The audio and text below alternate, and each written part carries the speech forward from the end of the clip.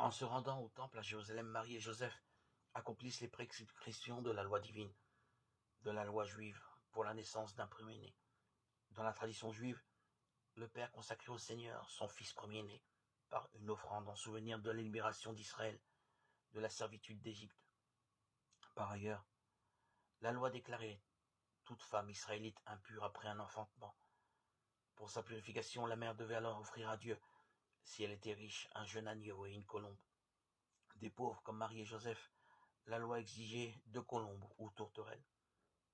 Une fois encore, la nécessaire observance de la loi va conduire les parents de Jésus à entrevoir la radicale nouveauté de l'alliance que leur fils vient accomplir. Ils rencontrent 2 vieillards, Simon et la prophétesse Anne, qui représentent l'ancienne alliance. En quelque sorte, comme le feraient des grands-parents qui transmettent un relais, ceux-ci accompagnent Jésus, Marie et Joseph au seuil de la nouvelle alliance. Simon accomplit 2 gestes envers eux. Il bénit les parents et il reçoit l'enfant dans ses bras. Bénédiction et accueil du don de Dieu. Voilà les attitudes que cette fête peut déployer en chacun de nous, afin que, comme Simon, nous ne vivions plus dans les temps passés, mais que nous envisagions l'avenir en paix. Maintenant, ô Maître souverain, tu peux laisser ton serviteur s'en aller, en paix selon ta parole.